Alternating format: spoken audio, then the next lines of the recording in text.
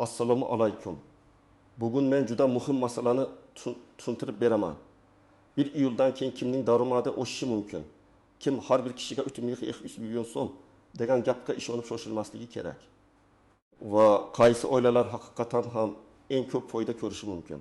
Bu ma'lumot har bir xonadonga tegishli, chunki gap faqat oylik yoki pensiya haqida emas, nafaqa, kompensatsiya, ijtimoiy yordam budjet tashkilotlari xodimlari, farzandi bor oilalar va kam ta'minlangan fuqarolar haqida ham ketmoqda.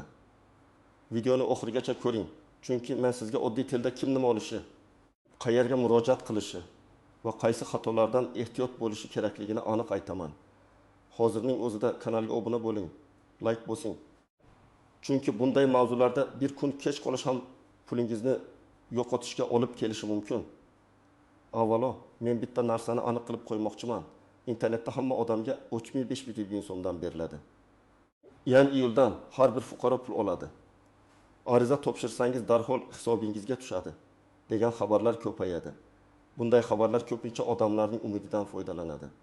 Haqiqiy hayotda esa davlat to'lovlari, oylik oshishi, pensiya va nafaqalar hech qachon hamma odamga bir xil tarzda avtomatik tarqatilmaydi. Har bir to'lovning o'z mezoni, o'z hujjati, o'z ro'yxati, o'z hisoblash tartibi bor. Oldin qanday edi? Oldin ko'pchilik daromad oshishini faqat bitta narsa deb tushunardi. Masalan, minimal ish haqi oshsa, demak hamma ko'proq oladi deb o'ylardi. Aslida unday emas. Minimal mehnatga haq to'lash miqdori oshishi ayrim ish haqlariga ta'sir qiladi. Bazaviy hisoblash miqdori o'zgarsa jarima, yig'im, ayrim to'lovlar va hujjat xarajatlariga ta'sir qiladi. Pensiya va nafaqa miqdorlari oshsa pensionerlar va ijtimoiy himoyaga muhtoj oilalarga ta'sir qiladi. Bular bir-biriga o'xshab ko'rinsa ham amalda boshqa tizimlar. Endi nima o'zgardi?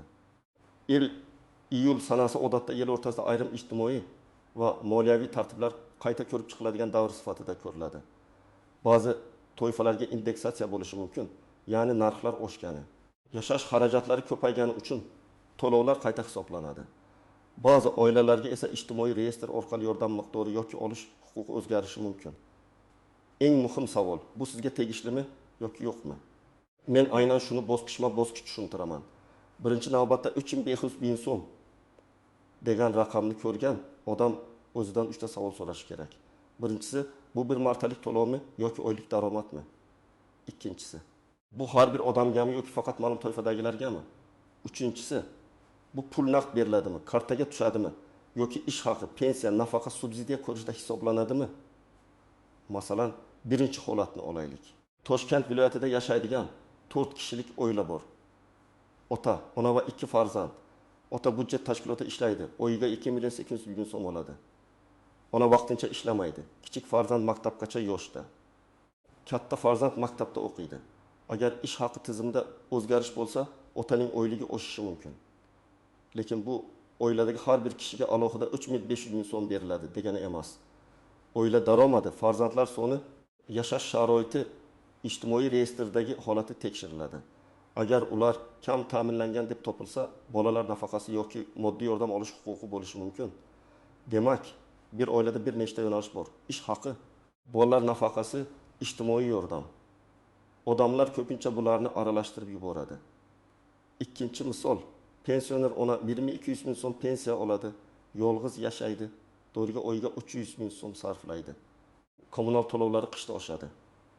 Agar pensiyalar indeksatsiya qilinsa, uning pensiyasi ma'lum foizga oshadi. Faraz qilaylik, umumiy foiz oshsa 1200 ming so'm, 1000 ming so'm, 1320 ming so'm bo'ladi. Bu yerda odam nega menga 3500 ming so'm tushmadi deb hayron bo'lmasligi kerak. Chunki sarlavhadagi raqam ko'pincha eng yuqori hisoblangan toifa. Oilaviy jami daromad yoki bir necha oy uchun yig'ilgan to'lov bo'lishi mumkin. Pensioner uchun asosiy masala pensiya qayta hisoblandimi, bank kartasiga to'g'ri tushdimi, qarzdorlik yoki ushlab qolishlar bormi, qo'shimcha imtiyozlar mavjudmi? Uchinchi misol, nogironligi bo'lgan fuqaro bor. U ishga joylashmagan, nogironlik nafaqasi oladi. Bu toifada davlat yordami boshqacha hisoblanadi. Tibbiy ijtimoiy ekspertiza hujjati, nogironlik guruhi, mehnatga layoqat darajasi va boshqa omillar muhim. Agar iyuldan keyin ijtimoiy to'lovlar yangilansa, bu fuqaroning nafaqasi oshishi mumkin.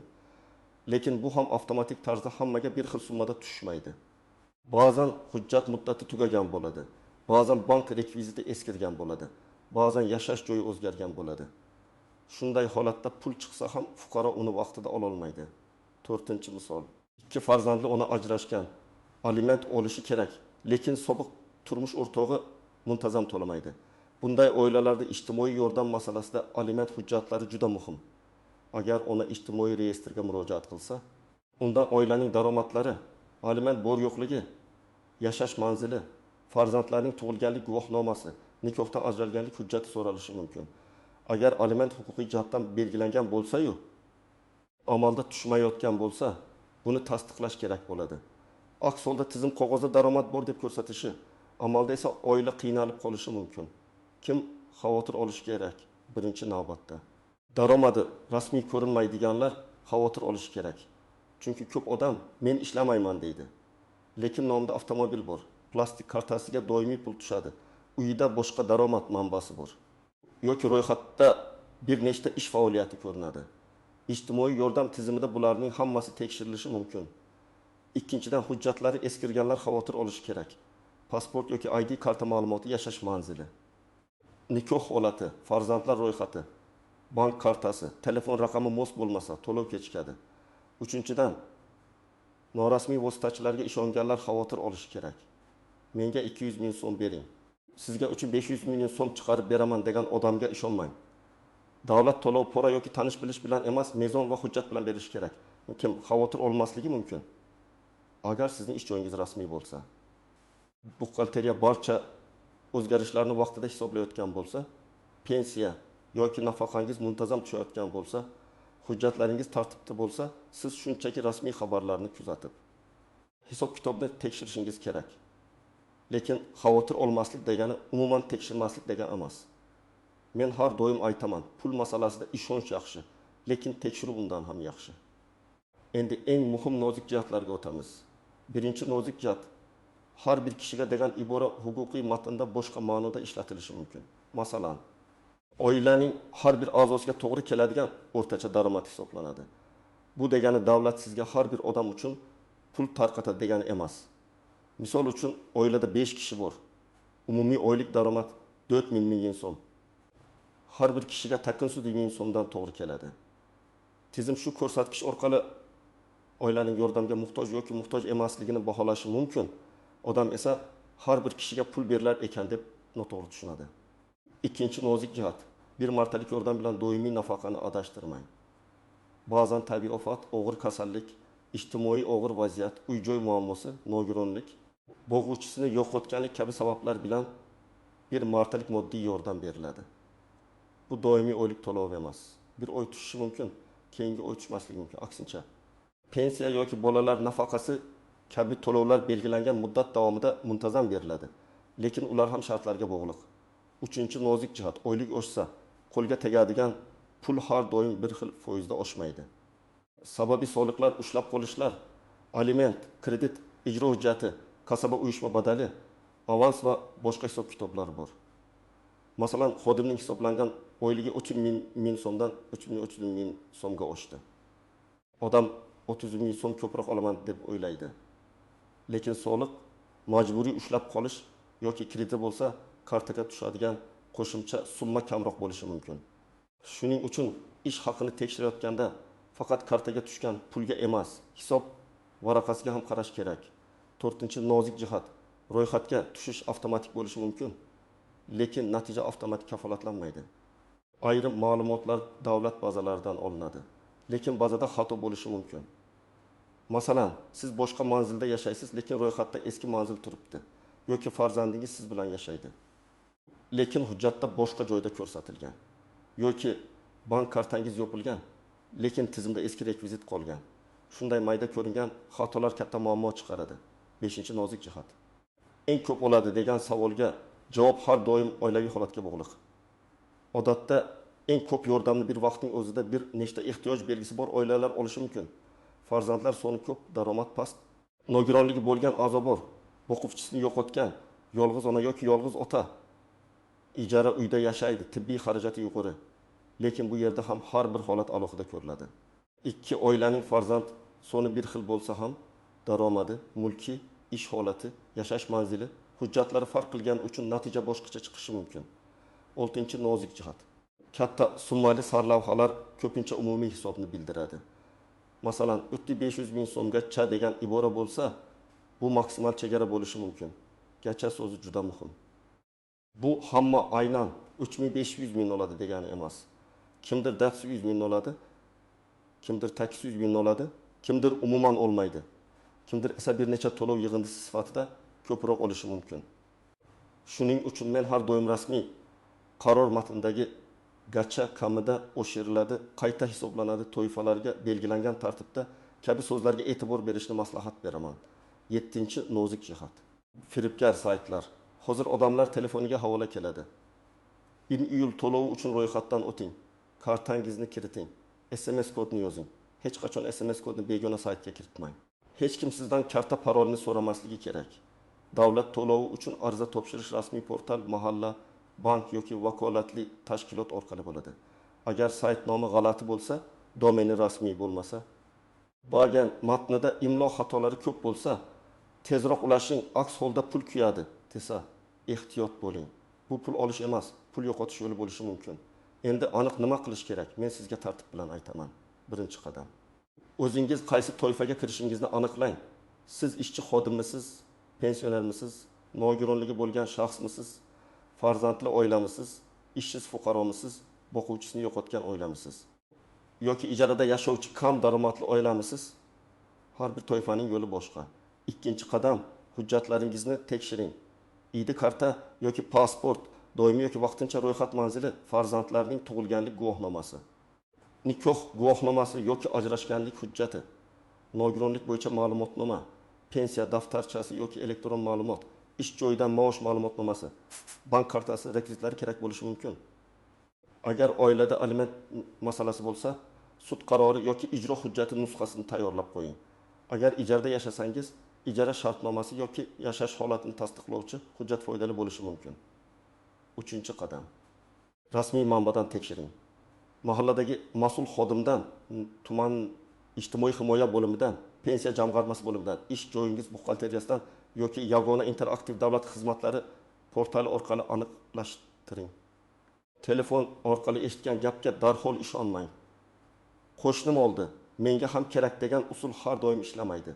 Sizning huquqingiz qo'shnining holatiga emas, o'zingizning hujjat va daromadingizga bog'liq. 4. qadam. Ariza yozganda aniq yozing. Menga yordam bering deb umumiy yozishdan ko'ra, holatingizni tartib bilan bayon qiling. Masalan, oilam 5 kishidan iborat, 2 nafar voyaga yetmagan farzandim bor. Turmush o'rtog'im vaqtincha ishsiz. Oylik rasmiy daromadimiz falon so'm. Ijara uyda yashaymiz. Bolalar nafaqasi yoki moddiy yordam masalasini ko'rib chiqishingizni so'rayman. Shunday yozilsa, mas'ul xodim holatni tezroq tushunadi. 5. qadam. Javobni yozma yoki elektron shaklda oling. Og'zaki bo'lmaydi degan gap bilan to'xtab qolmang. Agar sizningcha huquqingiz bor bo'lsa, rad etish sababi nimada ekanini so'rang. Balki birgina hujjat yetishmayotgandir. Balki tizimda eski manzil chiqqandir. Balki daromad noto'g'ri ko'ringandir. Sababni bilmasdan turib muammoni hal qilib bo'lmaydi. 6. qadam. Ish haqi oladiganlar buxgalteriyadan hisob varaqasini so'rasin. 1 iyuldan keyin oylik yoki ustama o'zgargan bo'lsa, unda asosiy ish haqi ustama, mukofot, soliq ushlab qolishlar va qo'lga tegadigan summa alohida ko'rsatiladi. Agar sizga kam tushgandek tuyulsa, darhol janjal qilishdan oldin hisob kitobni ko'ring. Ba'zan avans berilgan bo'ladi. Ba'zan ta'til puli alohida hisoblangan bo'ladi.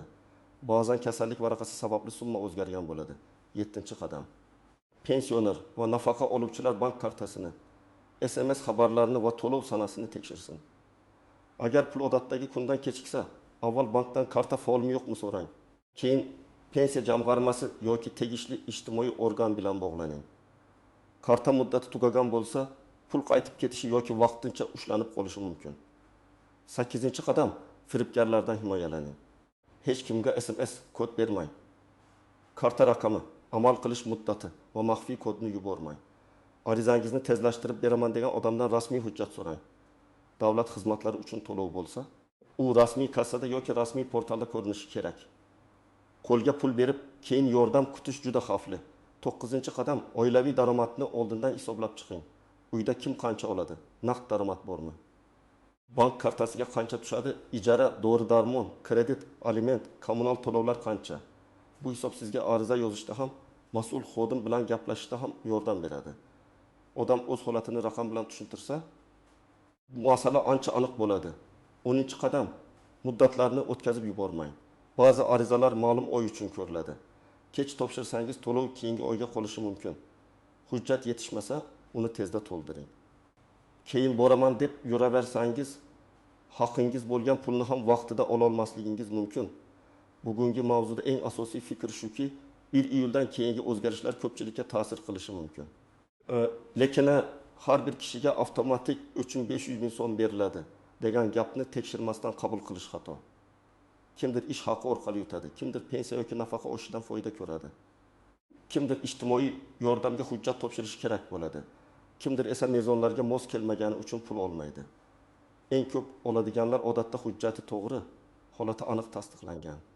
Daromadi past va ijtimoiy ehtiyoji yuqori bo'lgan oilalardir.